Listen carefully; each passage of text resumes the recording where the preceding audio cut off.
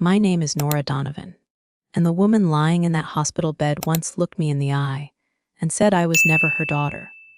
But now she needs me, and I don't know if I'm here to forgive her or finally ask why. I am the daughter of a woman who swore she never had a daughter, and yet here I am, standing at the rusted gate of the house she still lives in, trying to decide if I'm here to forgive her or to finally get the truth. I hadn't been back to Coldwater Ridge in 17 years. Not since the night I left with a duffel bag, a college scholarship, and a promise I'd never look back. And I didn't. I built a life so far from the smell of burnt toast and bourbon, from the slammed doors and the screaming matches, that I almost believed none of it had happened. Until it all fell apart. It started with a name buried in a document I didn't expect to read. I was digging through the financial wreckage of my failed logistics firm, looking for anything I could salvage, when I saw it Martha Bellwood, listed as next of kin on an old emergency contact form, the name I had blacked out of my life. And yet something inside me cracked open. I had nowhere else to go, no money, no partner, no more excuses. I arrived on a cold November morning, the kind that stings your lungs and makes your memories louder. The house looked smaller than I remembered, sadder too. The shutters hung uneven. The roof sagged like it had given up, but the apple tree in the front yard still stood, its branches bare and gnarled, like a hand frozen mid-reach.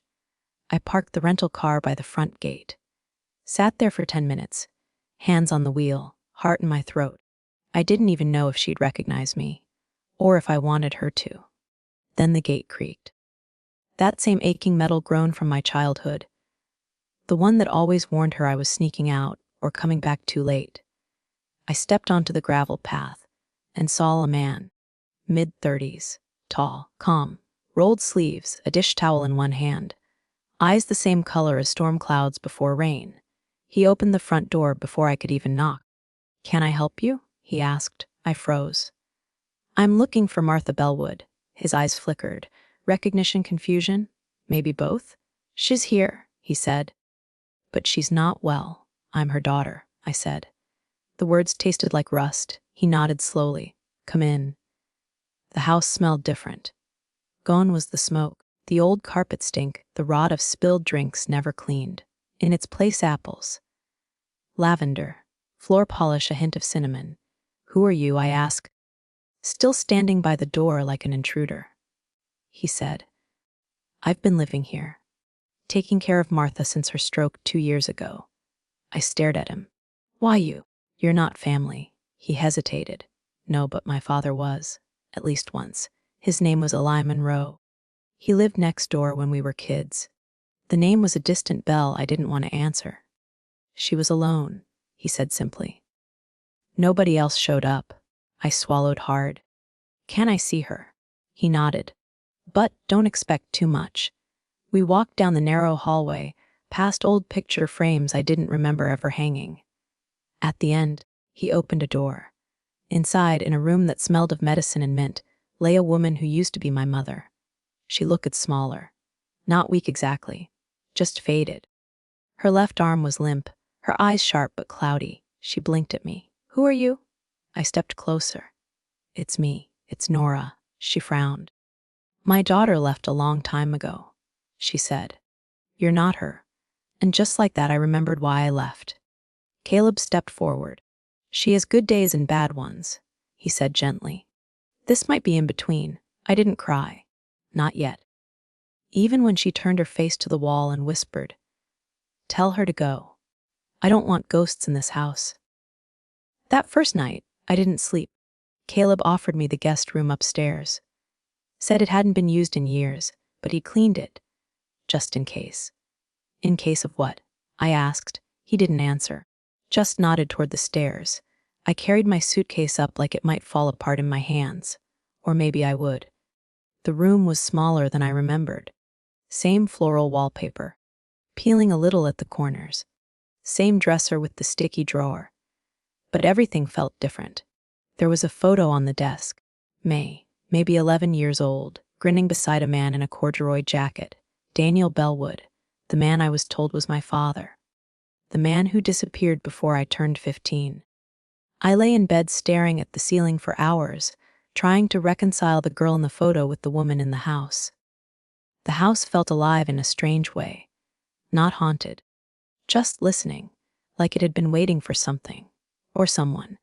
At sunrise, I wandered into the kitchen. Caleb was already there, flipping eggs in a cast iron pan like he'd done it 100 times. "Coffee?" he asked, like it was routine. I nodded, sat across from him, watched his hands move without hurry. "Why are you really here?" I asked. He looked up calm. "I told you.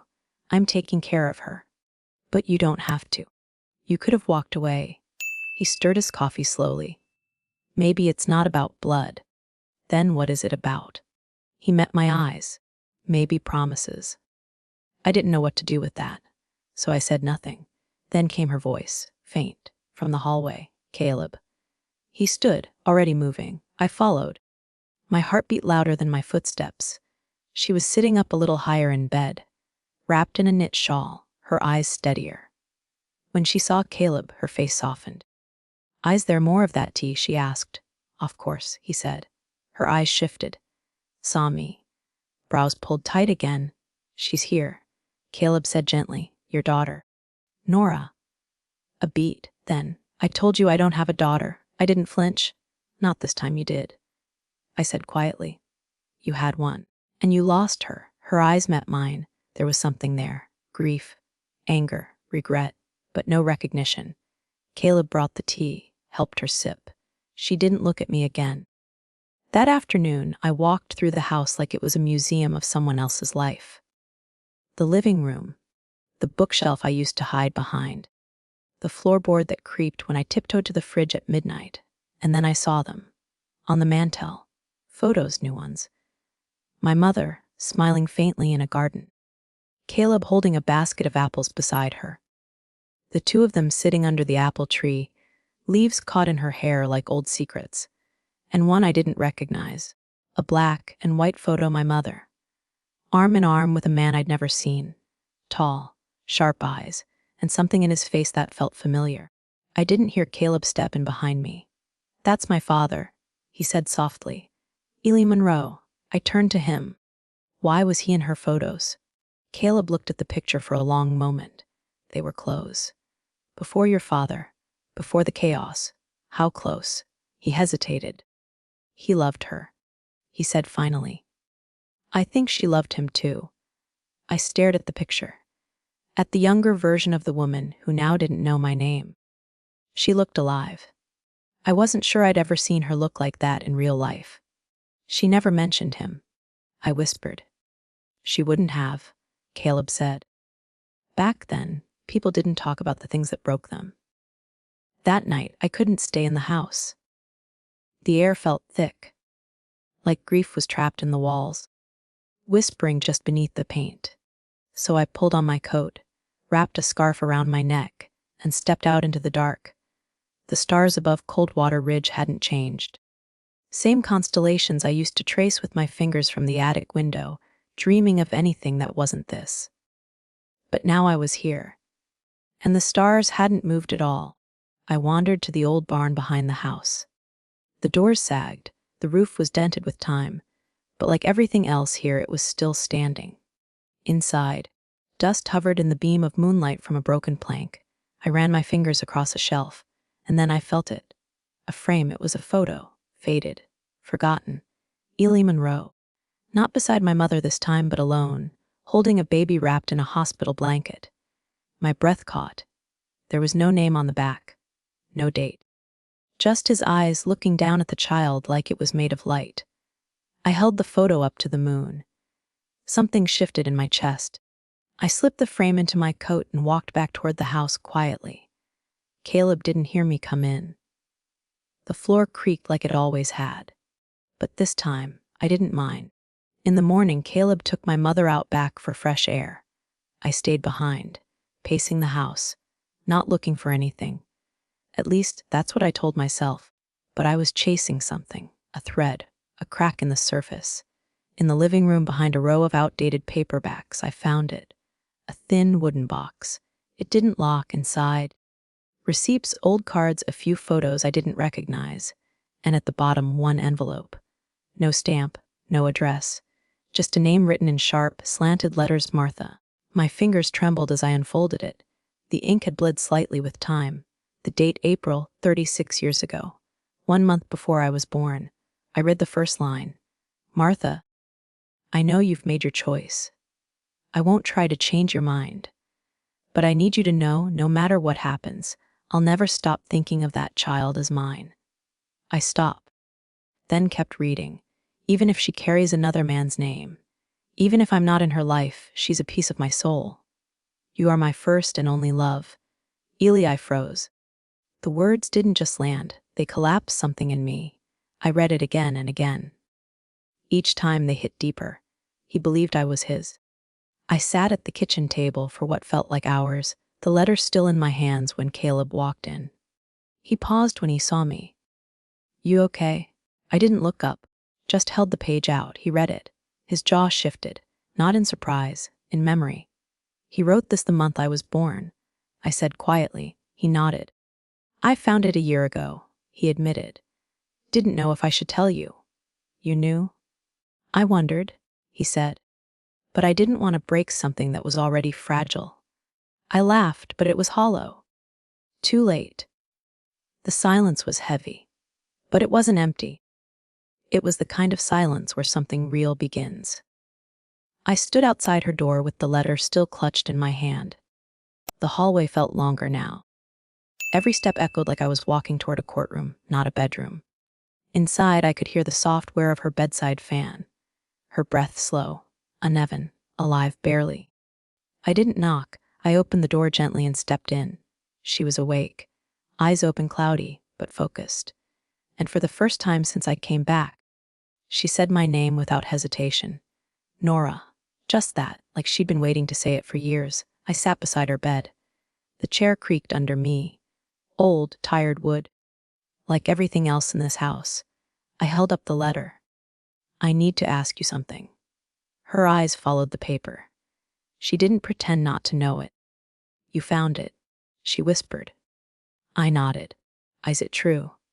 She turned her head toward the window. The light through the curtain made her face look even older than it was. Ali wrote that when I was scared out of my mind, she said. Pregnant. Alone. Your father had left. Accused me of things, stormed out. She paused.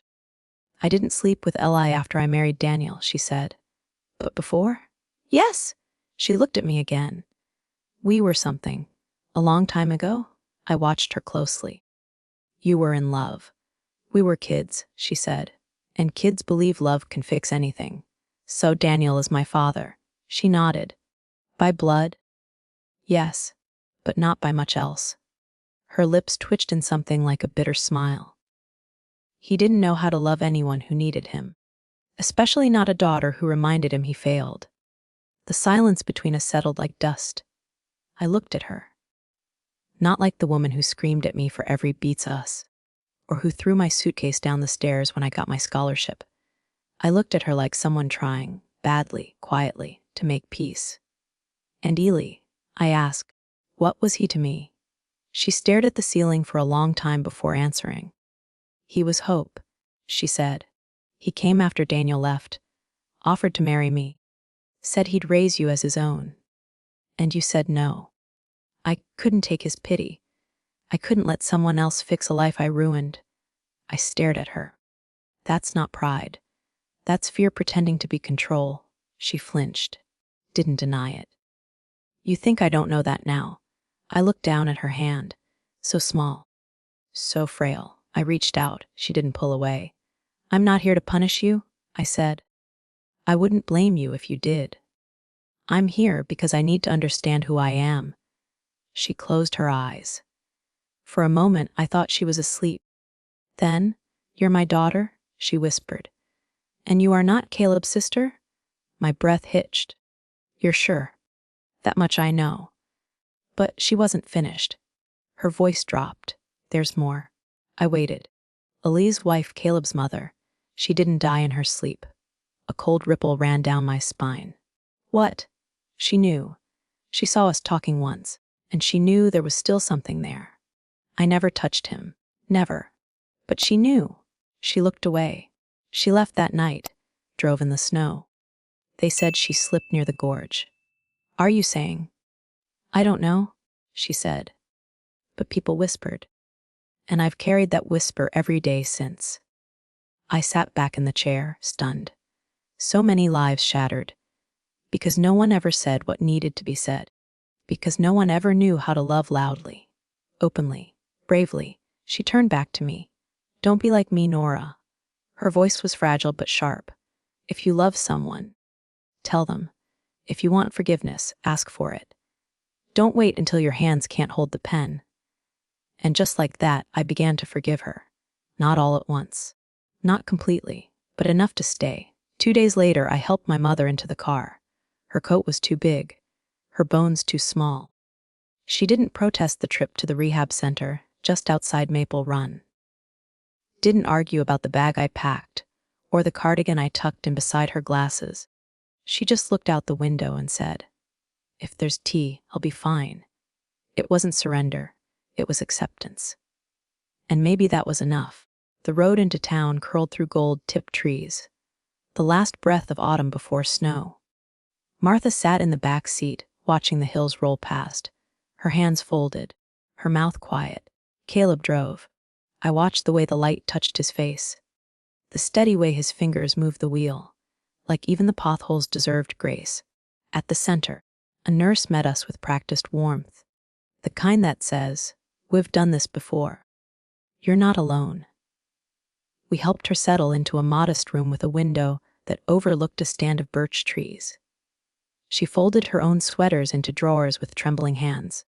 I placed the letter from Eli at the back of her nightstand, beneath her reading glasses. She saw me do it. Didn't speak, didn't stop me. As I stood to leave, she caught my wrist. "Don't come every day?" "Why not? You've got a life to live," she said. "One that doesn't revolve around taking care of me." For once, I didn't push back. Outside, the sky had turned silver. Snow in the distance, promise in the air. We stood in the parking lot for a while, me and Caleb. Neither of us spoke. Until he finally asked, "Are you going back to Boston?" I shook my head. "No," I said. "I think I've been running long enough." He studied me. "So what now?" I smiled. "You remember that old flax mill outside town? The one that's half collapsed and smells like wet insulation. That's the one. What about it?" "I want to rebuild it." "Is what?" "Something real. A community space. A place for workshops, art, memory, healing." He raised an eyebrow. "You know small towns eat dreams for breakfast, right?" I grinned. "Then I guess I'll learn how to cook faster than they can chew." That night, we sat on the porch, hot tea in our hands, the cold settling around us like a soft, inevitable truth. He looked at me. "You've changed," he said. "How?" "You're quieter, but not like before. Not like you're hiding. More like you finally hear your own voice again." I let the words sit in the air, then asked, "And you, have you changed?" "I used to be angry. At everything. At my dad, at the silence. But after he died, after I found that letter, I realized I had two choices. I could keep asking why, or I could start asking what now." I looked at him. Really looked. "What now?" He reached for my hand. "We figure it out. We didn't kiss. We didn't need to. Sometimes staying is louder than falling in love. Sometimes just not leaving is the beginning of everything." A week later, I stood in front of the Coldwater Ridge Town Council. 6 folding chairs, 5 skeptical faces, 1 American flag that drooped slightly in the drafty old meeting hall. I cleared my throat, adjusted the note cards I hadn't touched once, and looked at the people who used to whisper behind my back when I was just Martha's girl. Now, I was just a girl trying to build something. Caleb sat in the last row, arms crossed, eyes steady. He hadn't said much all morning, just handed me the laptop, fixed the formatting on my proposal, and told me, "No one here knows what you've lived, but they'll know what you believe if you say it out loud." So I did. I told them I wanted to restore the old flax mill, turn it into a multi-use space, workshops, art exhibits, vocational training, therapy. A place for people who never fit the mold. A place for people who thought they had to leave to become someone. This town doesn't need a museum, I said. It needs a second chance. A long silence followed. Then one vote. Then 5-1 against. Fair enough. I walked out into the sunlight with a sign permit and shaking hands. For the first time in my life, Coldwater Ridge had said yes. The days that followed were made of work. We cleared out beams, shoveled old gravel, hung insulation with numb fingers and splintered palms. I wore bruises like badges, blisters like proof. Sometimes it was just me and Caleb. Sometimes the neighbors showed up. A farmer named Bill brought his old generator. A teenager named Esm painted the doors with wide yellow sunbursts. No one asked why we were doing this. They could feel it. One morning, I stepped outside and saw the first snowfall. Thin, gentle flakes settling onto the branches of the old apple tree. I held out my hand, watched them melt against my skin, felt something uncoil inside me. Not pain, not guilt, just room. Inside. The fireplace crackled. Caleb was making breakfast, eggs, toast, something with herbs I couldn't name. On the windowsill, beside a pot of Martha's old geranium, sat a photo. Me and Caleb, not smiling at the camera, just looking at each other, present, still here. Later that afternoon, I got a letter from the rehab center. The handwriting was shaky but unmistakable. Nora, thank you for coming back. Thank you for not letting my mistakes become your inheritance. I see you now. And I am proud. Love, Mom. I pressed the letter to my chest. And this time when I cried, it wasn't because something hurt. It was because something had healed. Maybe this is what forgiveness looks like. Not loud, not dramatic, just showing up, just staying.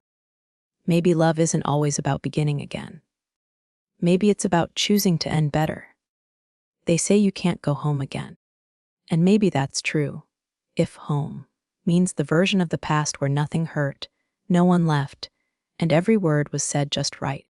But if home means a place where you learn to breathe again, where the silence finally softens, where people choose to show up even late, then yes, you can go home, even if you have to rebuild it brick by brick.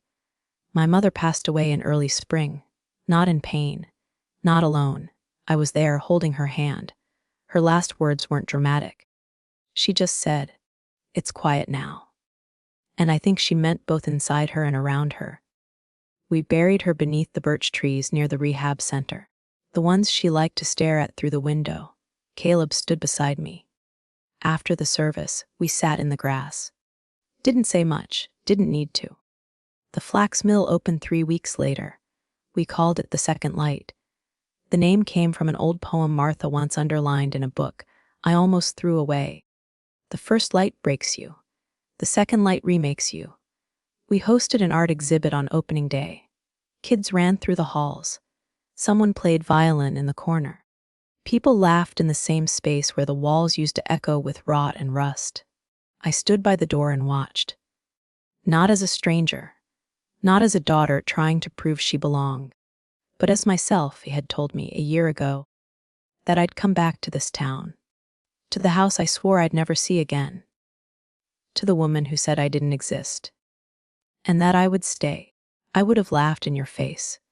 But here's what I know now: you can't outrun the silence forever. Eventually, you either face it or become it. So here I am. Not running, not hiding, just living. Sometimes forgiveness isn't loud, it's slow and kind and terrifying. But it's worth it every time. If someone in your life made you feel invisible, unworthy, or forgotten, you have the right to walk away. But you also have the right to come back. Not for them, but for you. To reclaim the space, to name the pain, to write the ending your way. This was my story. And if you're holding on to something buried, something broken, something never said, maybe it's time to speak. Share your story below. Someone out there needs to hear it. Subscribe to Telling Story with Me for more stories that hit where it matters most.